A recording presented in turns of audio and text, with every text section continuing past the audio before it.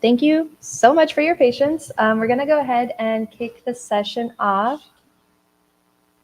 Our virtual participant can't hear us right now, just as a flag. Talk into your mic. How about now, Kate? Yes. Kate, can you hear us? That's back there.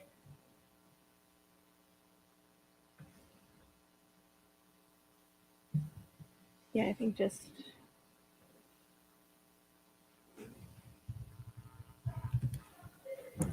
Kate, can you hear us? No. They're unable to hear us on the Zoom right now. How about now, Kate? Great. Yay, perfect, amazing. We made it through. Thank you. Welcome, everyone. Thank you so much for attending this session today, for taking time out of your Saturday. It's so lovely to see you. Thank you for making the space. And I'm going to go ahead and kick us off into our session. As you all know, frontline communities experience the worst and first effects of the climate crisis. In addition to these environmental hazards, another challenge that frontline communities often face is that of resources. Access to resources, obtaining resources, sustaining resources, things like infrastructural support, policy support, and technical assistance. In recognition of these challenges and these concerns that have been raised by frontline communities, by EJ advocates, by EJ policymakers, the Frontline Resource Institute was established with the support of the Environmental Defense Fund under the helm of Dr. Margot Brown.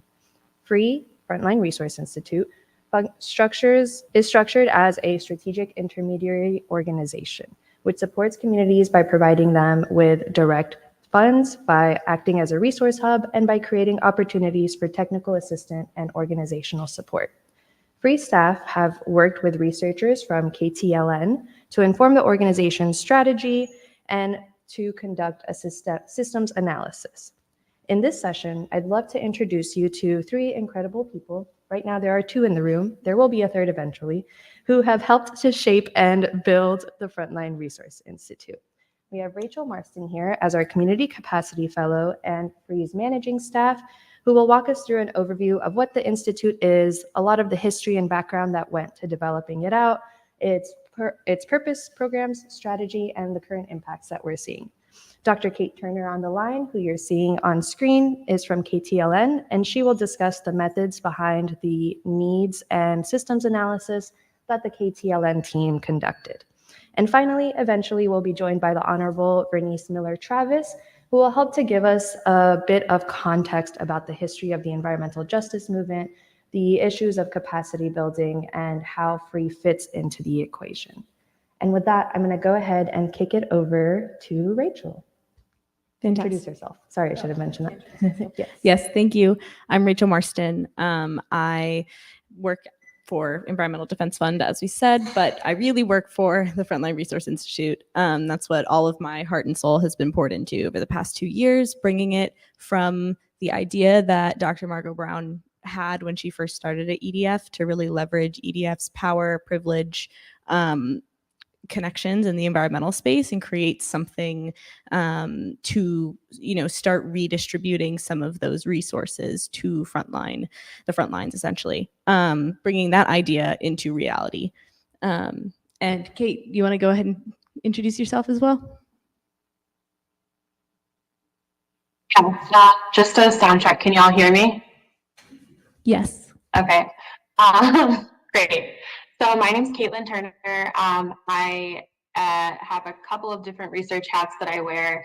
I'm a research scientist at the MIT Media Lab, where I work on various aspects of the design and implementation of socio-technical systems, especially where equity, inequity, anti-racism, and anti-colonialism are concerned.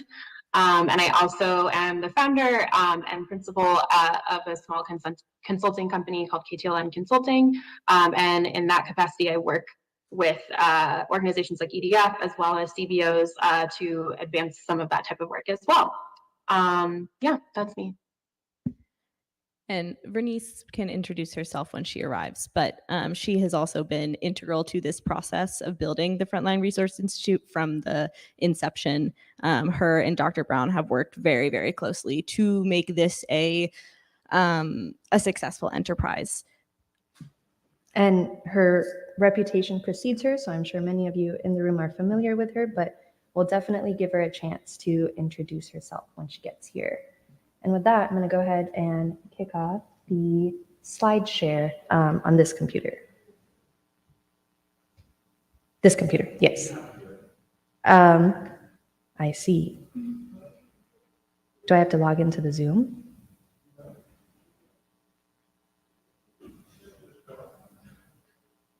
It's on. I can just talk through it without slides. Sure. If that's easier. So the Frontline Resource Institute, Vernice will talk through a little bit of the inception because she was working on the project even before I was. But FREE is what we are calling a strategic intermediary organization that provides funding, technical and organizational support, shared learning opportunities, and other relevant resources and other tools too, built by and for frontline community-based organizations. And you might be thinking, what is a strategic intermediary? That is a made-up phrase. It is something we made up. We really wanted to clarify and be more than just an intermediary organization. And this means two things. First, it means that we don't just provide one form of resource, but we're instead aiming to strategically combine resources to ensure sustained capacity gains beyond just a single grant cycle. The goal here is really not just to fund frontline organizations, but to create opportunities for networking, shared learning, documenting frontline knowledge, and sharing that knowledge. And secondly, it means that we know that FREE doesn't exist in a vacuum. This is something that Bernice will speak to later. We are working within a deep historical context of capacity building in the environmental justice movement.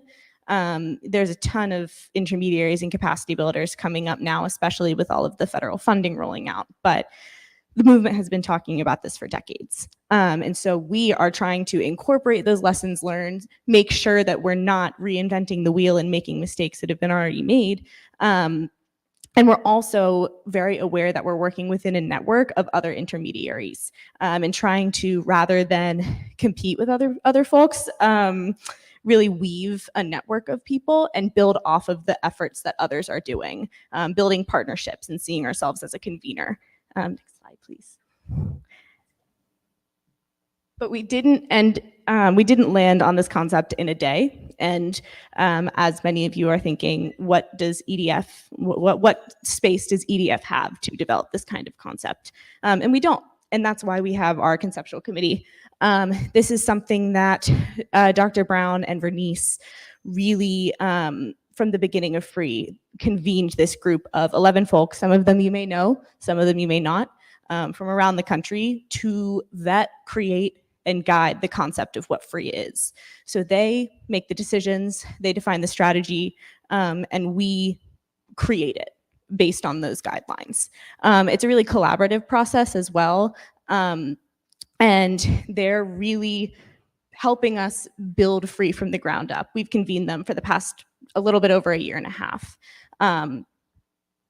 They not only do they guide everything that FREE does, but they are the core of FREE, just as much as anyone who's doing the work on the managing staff side, as we're calling it, and to the point where they're currently working with us to develop a strategic plan for FREE.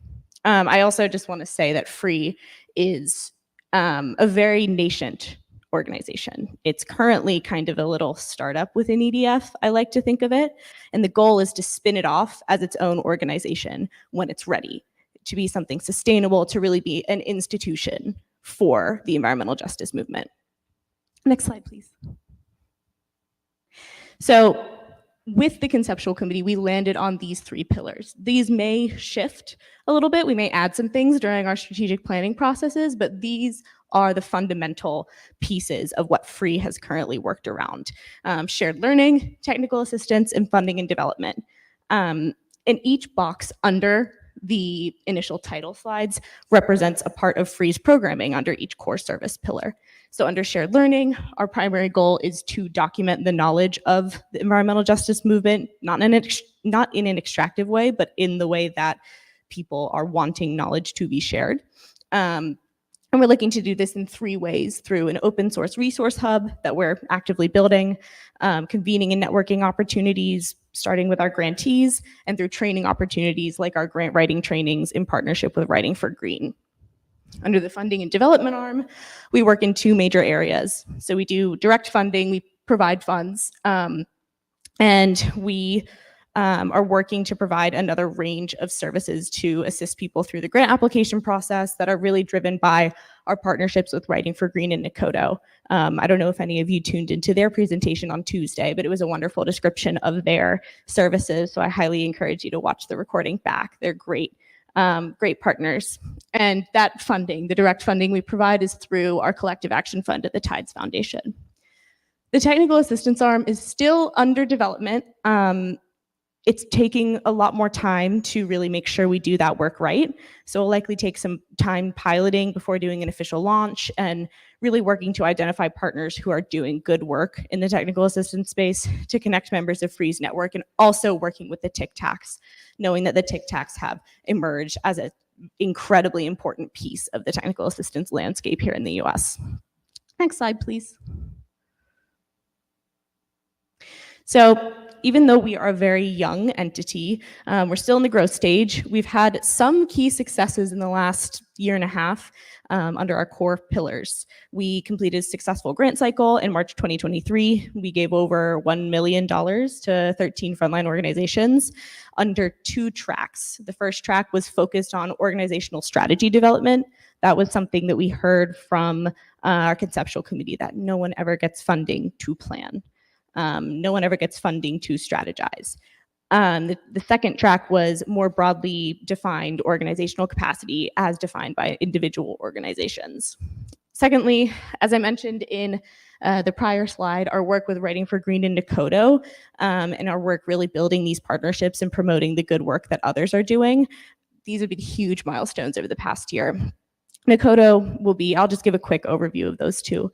Nakodo will be an AI-driven grant matching and searching software that's specifically designed with frontline communities in mind, rather than a generalized tool, and is really meant to reduce burdens in the grant search process. It's developed by Robert Cabrera at Arbach, and it's in the pilot stage, so it's not quite ready, but he's actively working to find community groups to pilot this tool.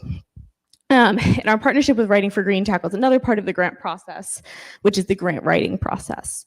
In the spring, Writing for Green and FREE conducted our first partnered grant training, which is specifically designed for frontline community-based organizations to enhance pre-existing grant writing skills and really link folks to dedicated one-on-one coaches to help through the grant process.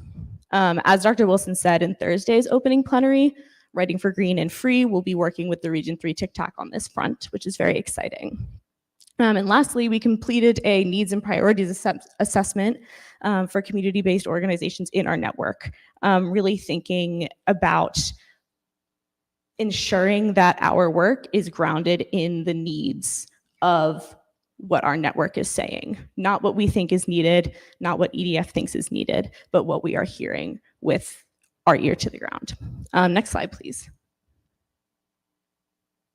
And this was this effort to embark on that research was a result of our conceptual committee being very clear that though they have so much expertise, they are amazing people, they do not represent everything that folks need. We really need to listen and be adaptive and build processes for us to continually adapt as the landscape changes. So we collectively identified this need for equitably conducted non-extractive research and really continuing conversations around what people in FREE's network really want to see from an organization like FREE. And this brought us to Dr. Caitlin Turner. Caitlin, sorry. I don't know why I did that. Who's with us today virtually. And she just does absolutely incredible systems analysis work in the environmental justice and equity fields. It's wonderful working with her. And we really, setting out to do this research, we really wanted not just to understand what people need, what people's priorities are, but to do so, again, equitably, non-extractively, and in a way that can drive systems change in the philanthropy space. So at this point, I will transition the mic over to Dr. Turner, who will talk a bit more about the research process and some of the major insights from this research so far.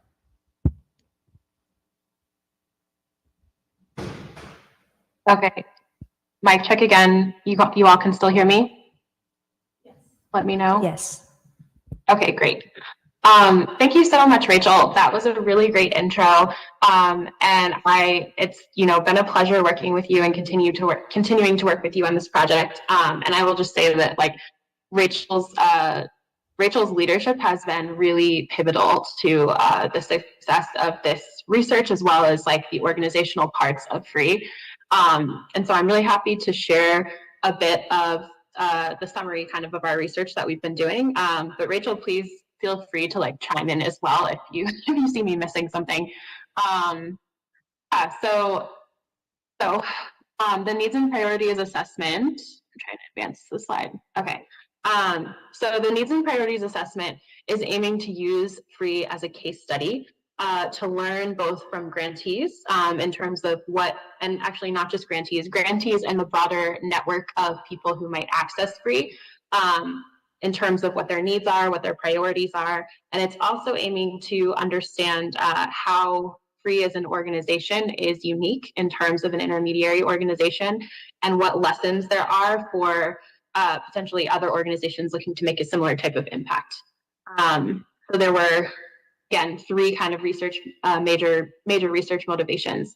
One is understanding how intermediary organizations such as FREE can better, fill gaps and serve frontline communities with this community first versus organization first mindset. The second priority is furthering the understanding of the priorities of frontline communities and organizations that represent them. And the last one is informing current and future FREE operations, programming, and strategic planning. So using those three motivations as a guidepost, we came up with 5 central research questions. So the research questions, the first and most important one is just, what are the needs and priorities that are being expressed by FREE's 2023 applicants, as well as those who are awarded grants? The second one is thinking about, how do those needs and priorities that were expressed by applicants and grantees align with the needs and priorities identified by the conceptual committee? The third question is thinking about the themes and trends that might in the priorities that are expressed by applicants and grantees, and analyzing what those trends look like and what they mean. The fourth one is fourth and fifth really are thinking about how the needs assessment matches FREE's current and future programming. So thinking about, how do the themes of priorities and needs compare to FREE's current approach on providing resources, and how is FREE positioned to address the needs and priorities expressed by this community? So in order to address these questions, we use what's called a mixed methods approach. For those of you who are familiar with research, you'll know what this means, but for those of you who don't, what it means is basically we used a combination of both human-centered methods, where we're talking directly to individuals, as well as other types of literature review and analysis of text and non-human methods. And what we also did a combination of is qualitative methods, where we're not necessarily analyzing percentages, like 50% of applicants say X, but more just identifying descriptively themes. So for example, applicants have described these 5 things as important themes. And then we also paired that with quantitative analyses. So again, quantitative analyses are the type where we're looking at statistics, we're looking at what are the most important themes that are identified in terms of numbers, how are people identifying those things. And what we were really lucky to be able to do was to combine all these different methods as from lots of different angles. One of our important quantitative approaches was a survey instrument. We had 2 surveys, a survey for free applicants. So everyone that applied to free was offered to take this survey. N was 332 applicants, as well as a survey for the grantees, which N was 13. It was conducted anonymously. Rachel talked about how a lot of the research, what was really important was that we do this research non-extractively. So there were compensation initiatives, compensation incentives for all of the data collection, whether that's a survey or interviews. A really important qualitative method we used was semi-structured interviews. Semi-structured interviews, if you're not familiar with the method, are basically an open dialogue that starts from a set of maybe 12 questions or so. I like to think of a semi-structured interview as if you're going to get coffee with someone and maybe you know what you're going to talk about to start, but you're not sure exactly where the conversation will take you.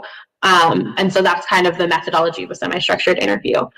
We did 22 interviews with the grantees, as well as some outside experts who work in frontline community, who have expertise on environmental justice in frontline communities and may themselves be from other intermediary organizations, as well as with members of FREE's conceptual committee. And we analyzed those interviews qualitatively, which again means that we're not necessarily counting or trying to get statistics of like how many times did this theme come up or whatever, but trying to really get nuanced and understand from those conversations what's important in those conversations. These are thought of oftentimes as complementary methods. For those of you who are new to research and might be interested in this, a survey instrument a lot of times can't get you super nuanced data because a survey has kind of a pre-selected questions. There might be like yes or no. It might be multiple choice. And also, even if it's not multiple choice, if it's open-ended, there's something that happens in surveys called survey fatigue, which is that I'm sure you've all experienced it if you've taken a survey where you get to the part where it asks you open-endedly, like, say more about that, and you don't want to put anything. So you just skip that question or you write something short. So although surveys are really useful for understanding quantitative data, interviews really complement surveys as a way of getting qualitative data, really rich conversations that you won't necessarily get in a survey. The third key approach that we used is called natural language processing analysis. So this is a type of analysis that looks algorithmically at large amounts of text, like millions of words of text, and it looks for linguistic clusters and patterns. So thinking, it might observe a linguistic cluster around the term pollution. And so it kind of spits out from the analysis, hey, like there's a big cluster of applications talking about this. And so linguistic clusters are identified kind of both from a qualitative side and a quantitative side. And through doing this type of method, we were able to analyze 314 free applications, including those from applicants who were not awarded grants and those who were. So some key insights coming from this grantee needs assessment. One was about funding. And this is probably not surprising to anyone who works in environmental justice that funding in general is in high demand, but also in particular, non-programmatic funding. So meaning funding that is in particular not restricted or as unrestricted as possible, and for things that are unstigmatized, things like strategy, staffing, training, childcare, wellness programs, physical space, and other infrastructure. These little blurbs on the slides are actually quotes from either survey, the NLP, or the interviews. So people talked about funding in a lot of different ways. People talked about wanting to fund projects versus funding staffing. People talked about capacity in terms of needing to build capacity via funding to support staff and operational costs like electricity or Wi-Fi or whatever it is. And people talked about the importance of having funds to kind of stabilize your organization through like building payments, for example. So funding is really important, and importantly, funding that is, the term we've been using is unstigmatized. So funding that, is not just necessarily to fund a really exciting research project, but funds more like bread and butter on the ground things that people need to just keep the lights on at their organizations or ensure that their staff are being paid, for example. Related to that, another really important takeaway was about full-time staffing. So a lot of frontline community organizations that we interviewed and that we looked at via all these analyses methods have networks of maybe a mixture of volunteers and part or full-time staff. And there's a lot of things that people talk about in terms of burnout, in terms of being overworked, in terms of having to decide sometimes really hard decisions about like working more hours on this organization or spending time with your family, and how it's hard because you're not necessarily paid equitably for the work that you're doing. And so full-time staffing, the need to have staffing that is both technically or like skilled, technical skills wise competent as well as culturally competent was something that came up a lot. So this quote from an interview that talks about like basically how essentially it's not healthy to always think that you're going to do more work or always think that you can take on more. So wanting to bring in additional staff, that was a really important finding in terms of needs. A third finding is thinking about shared learning and relationship building. So unsurprisingly, when you're an organization, a huge part of gaining momentum, gaining influence, building partnerships is relationship building and shared learning. And so this was a really important finding as well, which fits in really well with some of the programming that Free plans to offer in terms of providing spaces, both virtual, physical, and just normatively, where people can come together and learn and people can come together and build relationships. And another finding, I think this is maybe the last one, there might be one more, is thinking about scientific and technical assistance, research, and data. So this is a really important one for frontline communities that are, fighting against climate change and environmental harm in various ways, and especially communities and organizations that are overstretched in terms of their staffing capacity and funding capacity.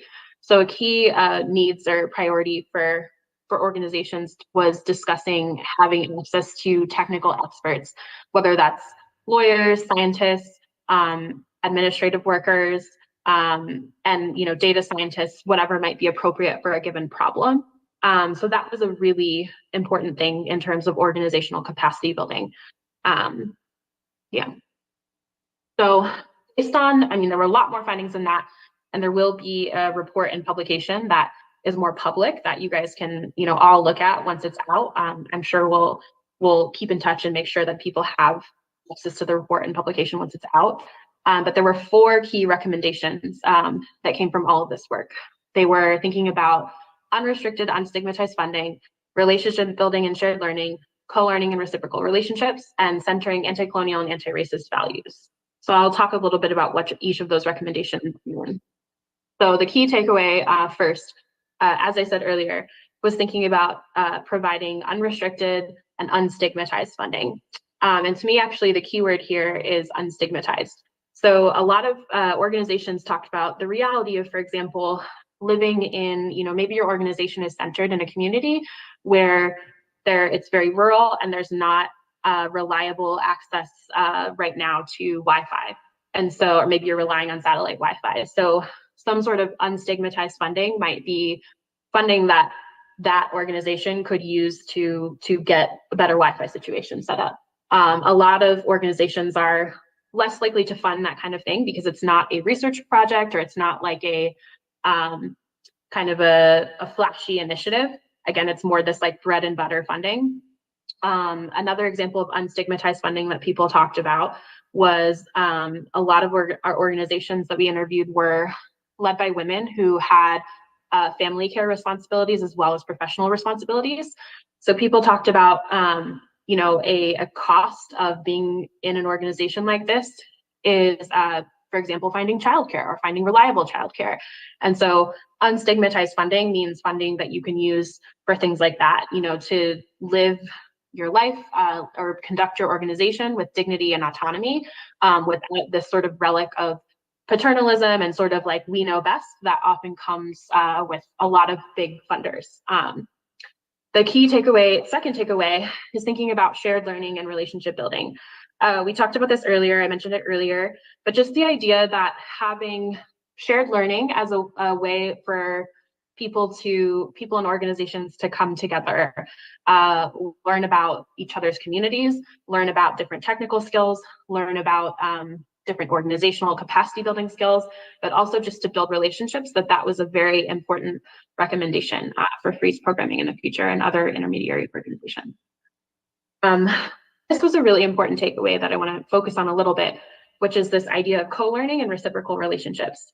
We heard this a lot in interviews, in the survey and in the NLP, that what grantees were looking for was not just a organization, grantees and applicants, sorry, we're looking not just for an organization that tells you like, this is what you need to do, this is how you need to do it. We are here to teach you and you're here to be the student and whatever. But people really wanted relationships where the organization, the intermediary organization like FREE, shows curiosity and wants to take a learning posture towards that beneficiary organization as well. This was really important. People talked about how it would be great, for example, if people from FREE showed interest in learning about their communities and organizations via visiting them. We had sometimes actually organizations who are located in locations where, like, historically and currently there isn't a lot of the messaging is actually like tourism is bad, don't necessarily come here. But we had people from organizations being like, you guys are in a relationship with us as grantors, as funders, and we want that relationship to be reciprocal. So we want you to learn about us. We want you to come visit our community and learn about our culture and learn about our strengths and also what struggles we're facing. So this was, I think, a really important one for intermediary organizations and for organizations in general that are aiming to provide resources of whatever kind, whether that's technical assistance, funding, or something else. A lot of times these relationships are thought of as like one side is the giver and the other side is the receiver. And what many grantees and applicants expressed very clearly was that they wanted it to truly be a reciprocal learning experience. So that's really important. The last one, which I think is also super important, is centering anti-colonial values and anti-racist values. So what we mean by this is that one of the questions that we asked in various ways to, in a couple of different ways, to grantees and applicants was thinking about how they would define this conception of a frontline community. As we all know, this is normally a term that's described to just say anyone who's experiencing any community that's experiencing the first and worst of climate change. There's kind of academic definitions of frontline community that might have to do with proximity to a vulnerable ecosystem, like a coastline that's vanishing, or a fence line community, which has proximity to environmental harm, like an industrial facility and pollution.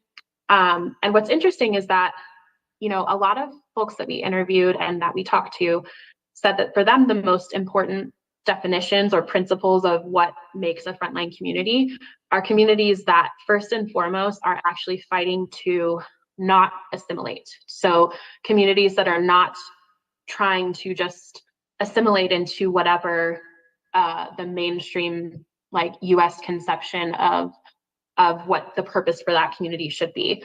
So in other words, if your community is in a sacrifice zone, like what the mainstream US like corporate interest would say to your community is like, well, we would like for this community to just assimilate. We would like people to just move away. We would like for this to just be a zone where there's a lot of industry and pollution. Like we don't want, we don't want to like invest in cultural endeavors or community growth or education here. What we want is for this space to be a space that is a sacrifice zone.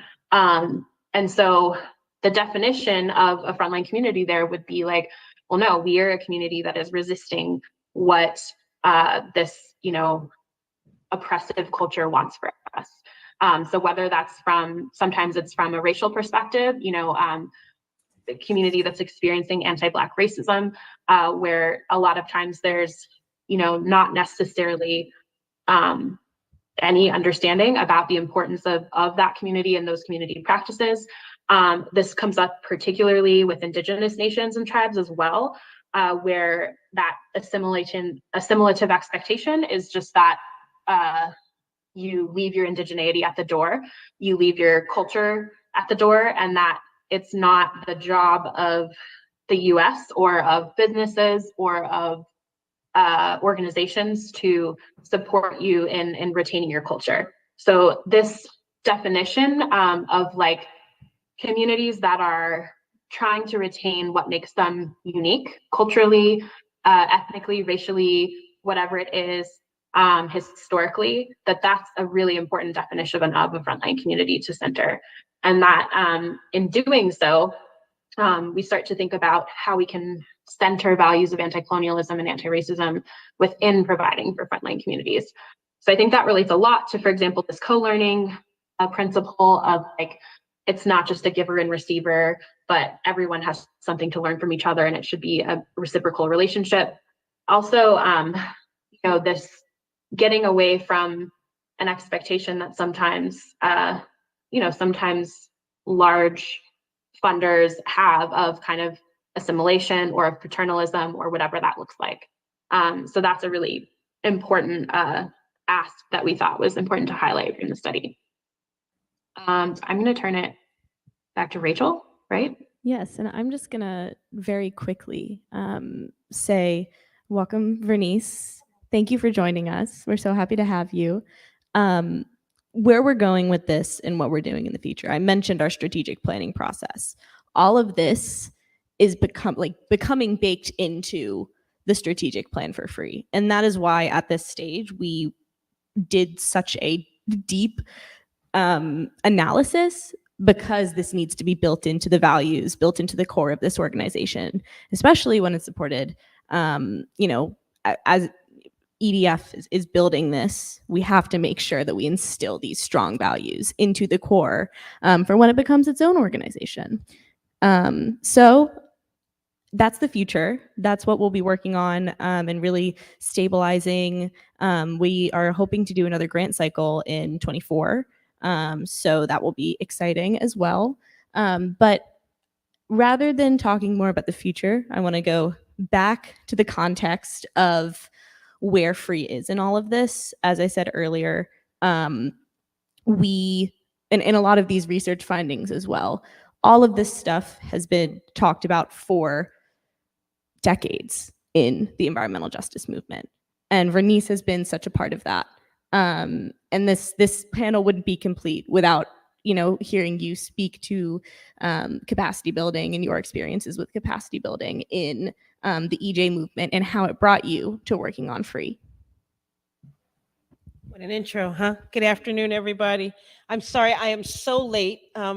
We have a major organizational faux pas happening this week, which is the two biggest EJ conferences that happen in our region are happening at exactly the same time. So the Smithsonian Anacostia Community Museum's Women Environmental Leadership Summit, I'm on the board of that museum. It is happening now, and I was the closing speaker.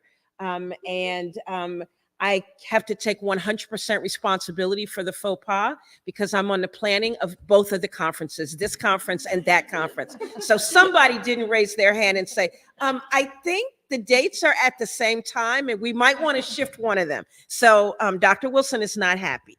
And the reason that I bring up that other conference is because today one of the things we were doing was celebrating the folks from the Warren County, North Carolina, the animating organizing that happened to launch the environmental justice movement. Well, you may remember if you were with us last year at this conference that we also had some of the leaders of the Warren County movement were here, and we had a panel with them and Dr. Ben Chavis. And it's important to lift up the people and the things that got us here.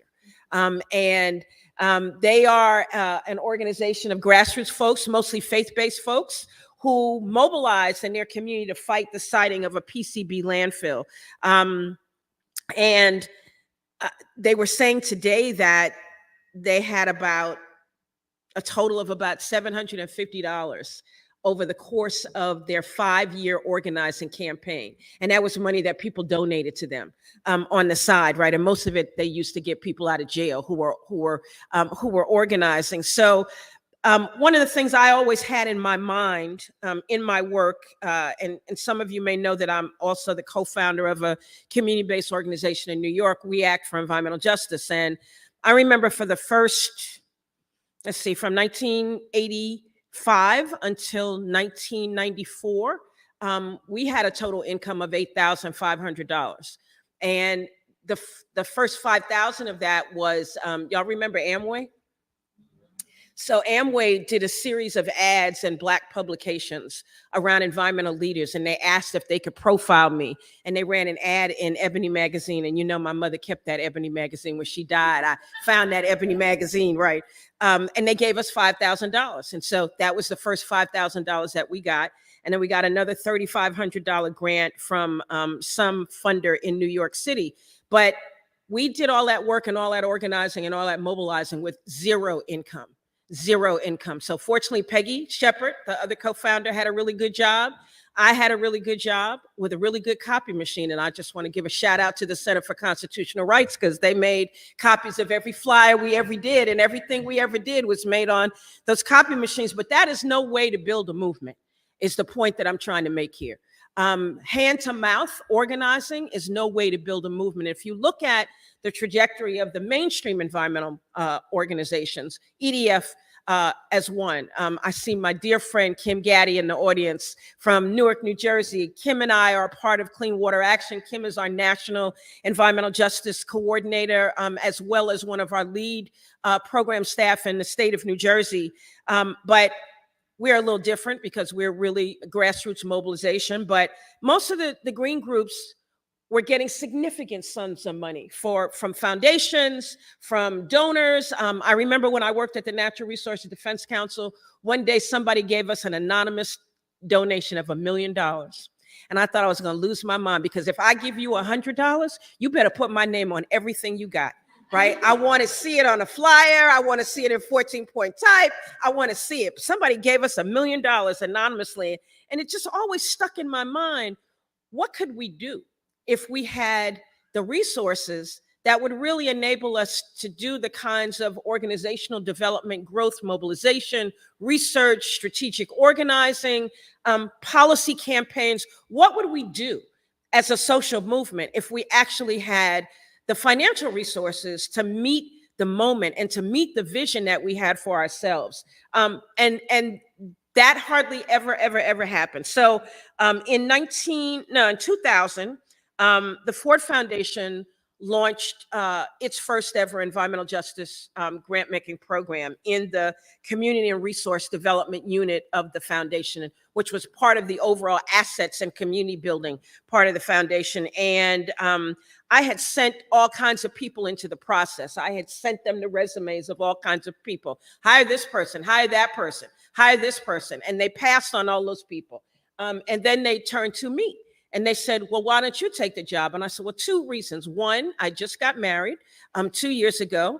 The first year that I was married, my mother was in the hospital fighting for her life. So I moved back to New York 9 days after we got married. And I said, so I've actually only lived in my house with my husband for about 10 months. I really like this man. And I'd like to figure out what it's like to actually live in the house with him on a regular basis. And no, I do not want to come back to New York. And the person who was our vice president for the Assets and Community Building Program, he was from Cleveland, Ohio. And he said to me, Vernice, imagine what you could do for the EJ movement by moving $5 million a year into grassroots community-based organizations. And that kind of caught me up short. And I'm like, dag, that's a really good question. And it is something that I would really like to be able to do. But I've sent you all the best people I know, including Charles Lee. And when they passed on Charles, I was like, y'all got to be kidding me. Well, who you got next? Who you got better than Charles? And so they asked me, and my late husband said at the time, babe, you know you have to do this. You know how much you care about these organizations. You know how much you care about this work. You have to do this. And he said, he also said, so both of us cannot be throwing down this hard in our jobs at the same time. It's going to undermine our marriage. So one of us is going to have to stand down. So I think I'll retire. So just so you know what kind of man I was married to. He loved his job. He loved his work. He was a Fed for 30 years, and he retired so that I could go and do this work at the Ford Foundation. Why am I telling you all of this? Because the mission of the portfolio at Ford was to grow the capacity of the grassroots environmental justice movement. That was my job. Imagine that. Imagine somebody wanted to pay you to do that. That had been my dream for all the decades that we have been doing this work. That had been my dream. But one of the challenges we had was that of all the EJ organizations that existed across the country, most of them had threadbare organizational capacity, and they had threadbare financial systems. They had threadbare internal management, and we could not give them money. We could not give them money, right? So I will explain it like this. There were 200 program offices at the Ford Foundation worldwide. So we had offices around the world, and most of the staff were in New York, but we had staff around the world. 200 program offices and 425 people in grants management. What do you think was more important to the foundation? How to manage that money, right? Same is true for the federal government, right? Same is true for state government. And when I walked into the foundation, I believed, it was a tenet of faith of the EJ movement, that the reason that we didn't get foundation support was because the funders themselves and the foundations were operating from a prism of white supremacy and racism. Now, don't get me wrong. That's not untrue, but it's not as profoundly true as we thought it was, right? What was really operating was that, what do you mean you don't have an audited financial statement? What do you mean you don't have a finance chair? What do you mean you don't have a board that has people on it who are not related to you by blood? What do you mean? Right? And that was the case for most EJ organizations. One organization who I will not call out by name, who I have profound respect for and was just a major contributor to this movement, that was probably 20 years in, because it's been 20 years since I worked at the Ford Foundation. They had probably been in existence for 20 years by the time I got to Ford.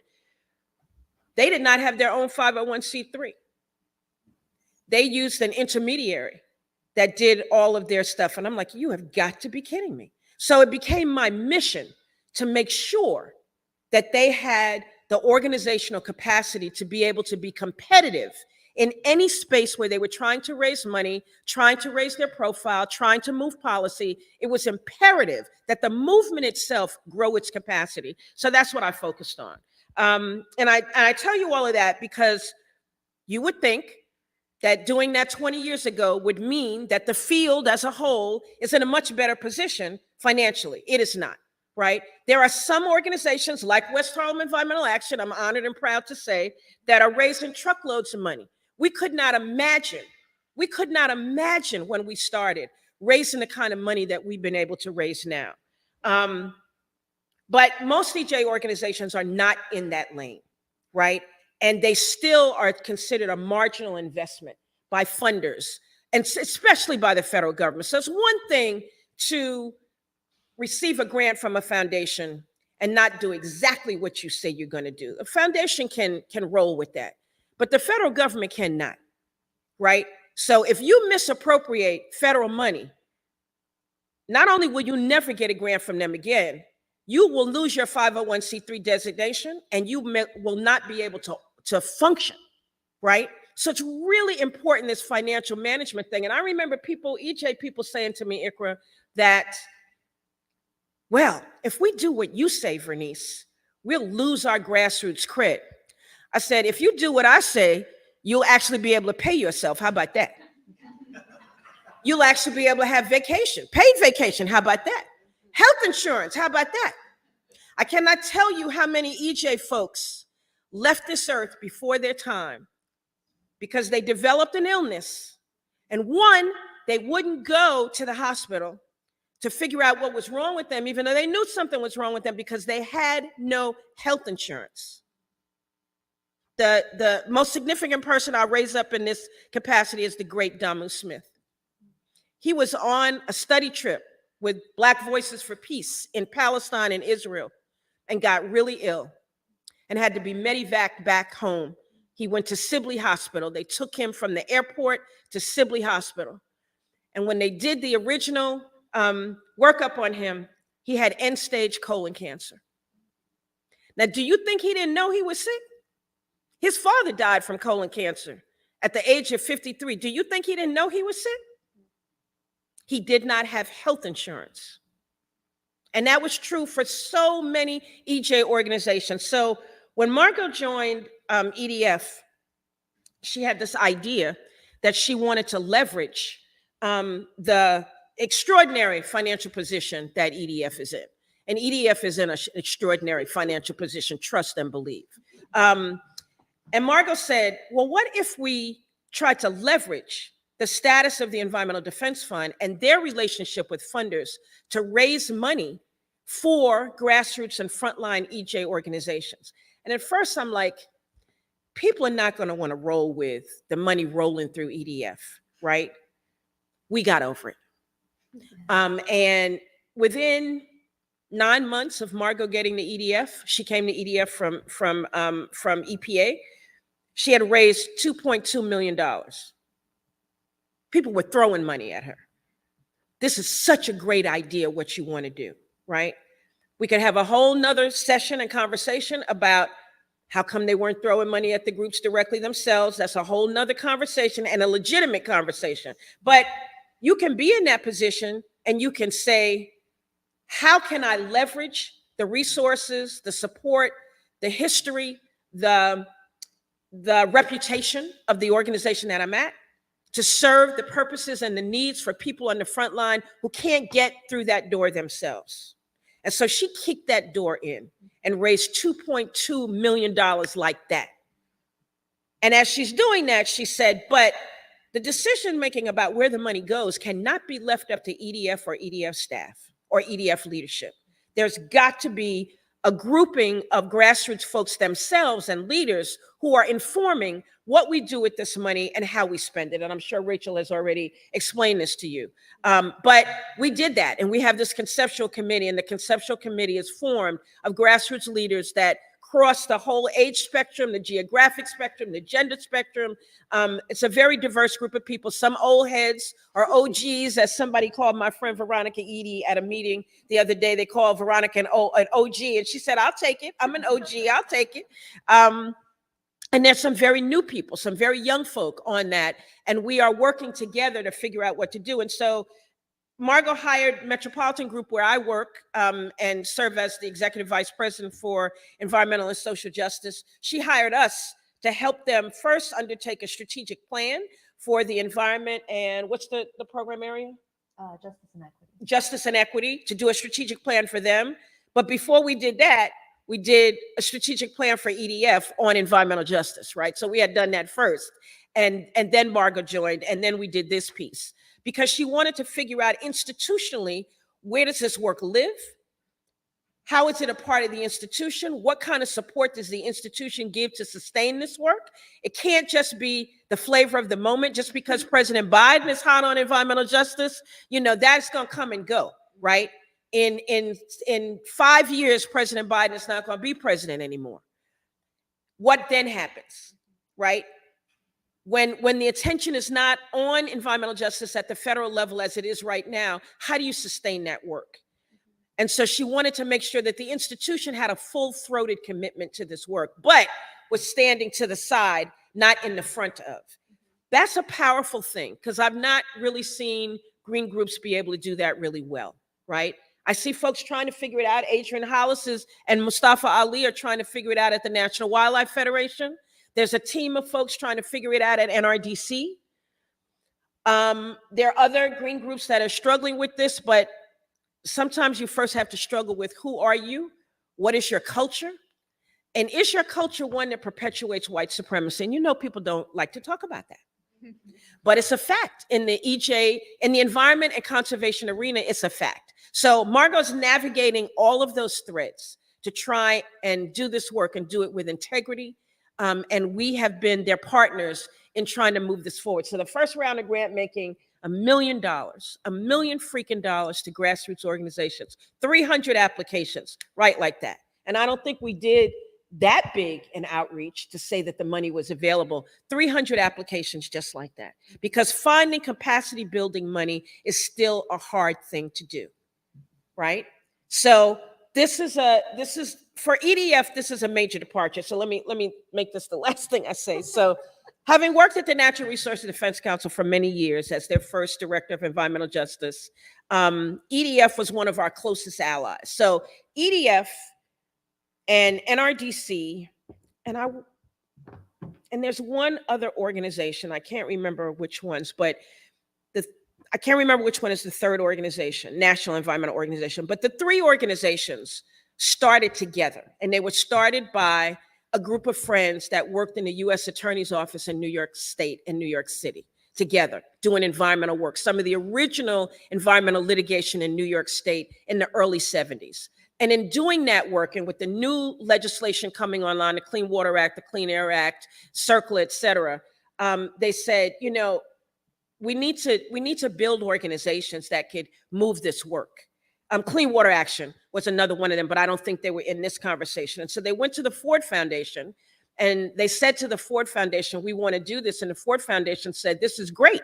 We have an organization that we fund and have been funding for a long time, the NAACP Legal Defense and Education Fund. And we think their model would be a great model for you, where you marry social science, legal advocacy, and civil rights or social justice, right?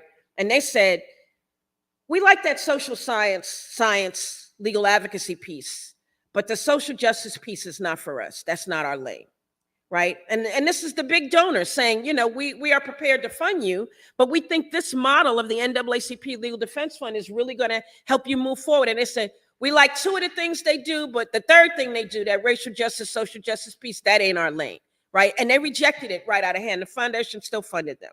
And that's how those organizations originally got funded. But they struggled mightily with the issue of equity and justice, so mightily that you would not think that there were people of color in this country that struggled with environmental issues. That's how invisible we were in that space. So to get to a place where Margot is now, and so I should say, when I was at NRDC, though they were closely connected to EDF, I really did not like the Environmental Defense Fund. I really did not. I had no use for them. And why was that?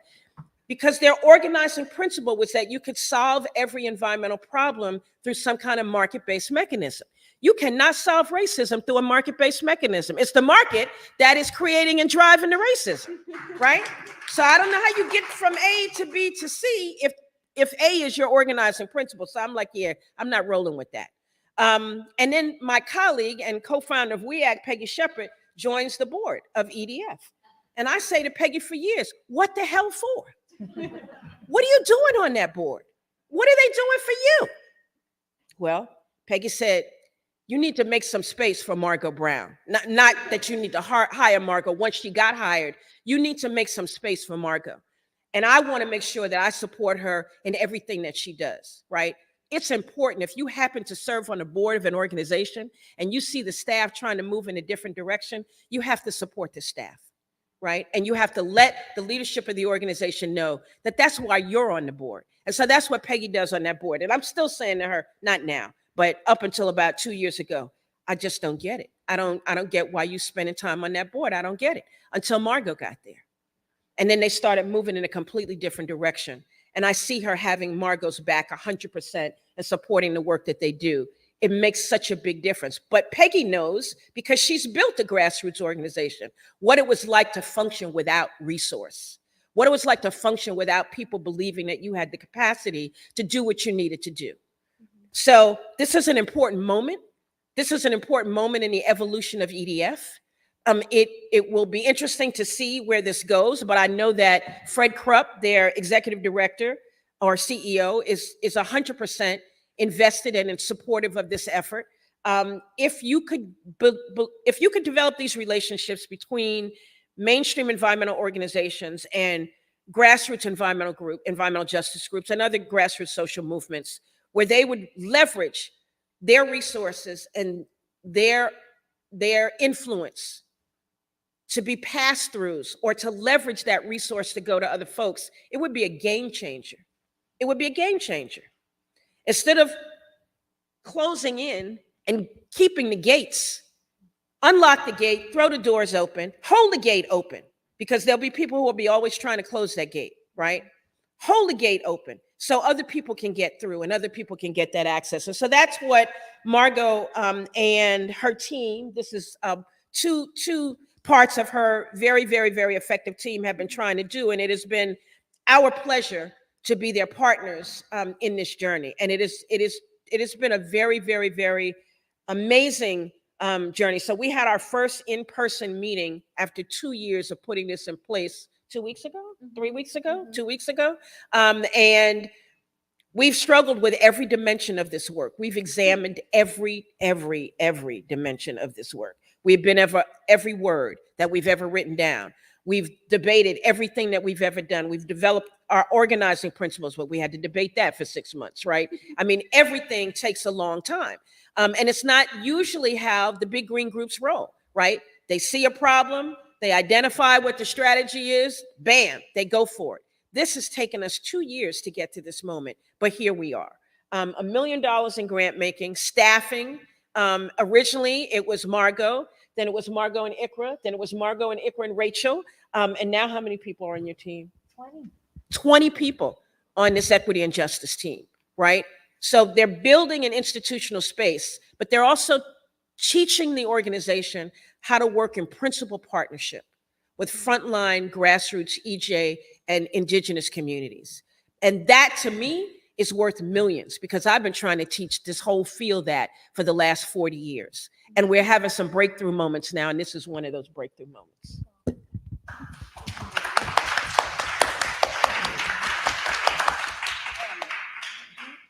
Just a quick comment to say, Bernice, you said you've been trying and you succeeded. You have laid the foundations upon what all of this work is built on. So truly want to give you your due credit for everything you've brought to this movement, all of the heart and soul you've poured into getting us here today. Thank you, Ikra. So I'll just say one thing, one more thing. When I first got to the foundation, my colleague of mine, another program officer of mine, he was our deputy unit director. He came in my office one day, my first week on the job, and he dropped a file that was about that thick, thud, on the corner of my desk. And I said, "What is that?" He said, "Those are all the people you have ever met in the mainstream environmental movement. You might have had lunch with them. You might have been at a conference with them. You might have worked on something with them. And every single one of them sent in a letter of inquiry because they just know you are going to fund them because they know you." And if I could tell you how joyfully I figured out how many ways I could rip up those letters and throw them in the garbage can. I used to do it every day. No, some more. This ain't for you. No. This is not about you. People assumed that there's a new environmental grant-making portfolio at the Ford Foundation. This must be about us. I said the grant-making portfolio is called Building the Capacity of the Grassroots EJ Movement. Where do you see yourself in that sentence? Where, right? But people assume because they knew me, and you know why they assume that? Because that's how it works. If I know you and you're at a foundation, right? I call you up. I say, we got this idea. The idea could be the wildest ass thing you ever heard of in your life. But somebody's going to break you off some money because they know you. I went to school with that person. I was in grad school with them. They know my sister, whatever. And that's all it took. But for an EJ organization, you had to spill blood. And somebody way high up somewhere had to sign off and say, I think they can do it. So I took great joy and pleasure in denying those letters of inquiry. And by the time I got to the end, it was 77 letters of inquiry. And he said, I'm telling you, everybody you ever met has said, and they were there, some of them 3 months before I got there, just waiting for me. So that file was just letters that just kept coming in. And I'm like, he said, Vernice, no cussing. That's all. When you send them the letter saying that they are not getting any of this money, try not to cuss, because this is the Ford Foundation. I said, I know exquisite ways to cuss people out without cussing. I'm a New Yorker. I know how to do this, right? But the assumptions of where the money is going to come from, of how the resources are going to be there, of how their needs are going to be met, it still happens. And so for EDF to take their leverage and to leverage it on behalf of other folk, who otherwise wouldn't be able to get in some of these doors, this is a game changer. And so we just want to make sure we can sustain it. Okay, now I'm done, Ikra. Thank you, Bernice. Technically, I think we are at the end of our time, but since we started late, I would say we can probably do one question, because I think the next session starts at 3. But before I go to a question, just wanted to thank 3 of our panelists who have truly built Free from where it was to like a seed, and it's a tree now, and it's been so beautiful to see. So truly, thank you all for taking your time, not just today, but everything you put in every single day. And to our question, let's get you a mic. Oh, yes. Is that, I think it might be off. Just for Kate, so Kate can hear you. Thank you, Kim Gaddy. I'm with Clean Water Action and Southwood Environmental Alliance. And, I'm glad I came here because, funding is also about relationships. And because of Dr. Sokobi Wilson and Harold Rickenbacker, who used to be with EDF, Southwood Environmental Alliance, my EJ group that I founded 3 years ago, we was able to get funding from EDF. And I would never, I said, I don't know about this, Sokobi. He said, Kim, it's for your port's work. And so I did it. So I'm just surprised that, they gave us a grant, but I have never heard about this. So to me, I wanted to bring up, well, where's that disconnect? That if you have some EJ groups that are receiving money like under the ports, it was for our air quality work. Are you communicating with those other areas? Because I didn't know about this and would have loved to have been in that first group to talk about, the real problems. I can jump in on that one. That's a great point. And I think that's one of our key weaknesses because, and that's one of actually the things we talked a lot about in developing the strategic plan, the EJ strategic plan for EDF, is that so much of the EJ work is in little pockets around the organization and the partnerships. And so I think with Free, we have a real opportunity to start connecting that. It's just taken us a long time to get there, a lot longer than I would have liked. And so it's building, because we don't necessarily, or at least this is my thinking, I don't want to put out the call unless we're ready to have deep relationships and we're ready to say, whatever you need, come to us. We can source this. And it's maybe it's a bit too cautious on my part. And I'm happy to talk more about this too, and just talk more about what Free is and where we're going afterwards. But it's just being really careful to not overpromise and be really and not necessarily underdeliver, but just not. It's being a good partner is being realistic with what you're able to give and being genuine too and consistent. So I think up until now, we have, out of the 20 people on the Justice and Equity team, we have 3 people that work on Free. It's me. And one of them is Margot. Yeah, one of them is Margot. -5. So it's, we're getting more staff, which is really exciting. But it's just not a concern. It's something that if I could jump into it now, yesterday, 3 weeks ago, I would. So, but let's talk. And I would say one of the institutional challenges that EDF has, that every green group has, although I hate to say that we're special, Kim, but I think because of the way that clean water organizes from the bottom up, it's not as big an issue for us. We're also not nearly as big as the other green groups. The siloing of programs, so when I worked at NRDC and led their environmental justice work, I was part of the urban program and part of the public health program. But the folks in the nuclear and energy program acted like they were in a different organization on a different planet, right? And I found that with a lot of the other program areas, like, that's urban public health work. We don't do that, right? We do lands work. And I was like, I think lands have, people impacts. We do oceans work. Yeah, I think people impact the ocean. I'm just saying.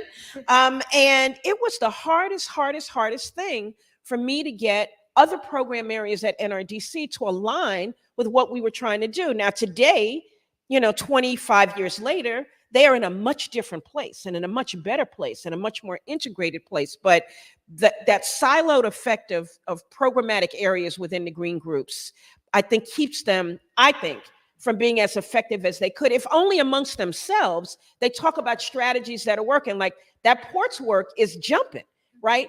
It would be interesting to have that work inform some of the other work that's going on at EDF, right? So that's internal work that still has to be done. But now you know the next round, after we raise this next pot of money, the next round, but it should at least be said to all of the staff at EDF, you know, Margot has this Frontline Resources Institute, and you all should be funneling some of the groups that you work with, make sure that they know about the availability of funds and that they apply. So that was a missed opportunity, Kim, but thank you for highlighting that.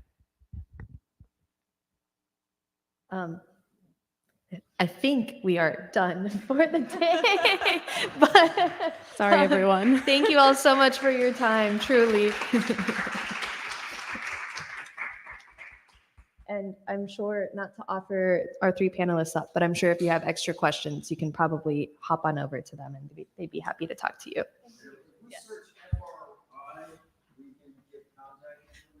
Oh, it's actually on our last slide. We have a QR code to our website. Kate, do you mind sharing really quickly? Thank you. I didn't really think about that we would. The actual URL, Rachel, it's frontlineresourceinstitute.org. Yeah, it's frontlineresourceinstitute.org, and you can scan this. We have a lot of exciting stuff coming up with hopefully building out our resource hub and things like that. So stay tuned.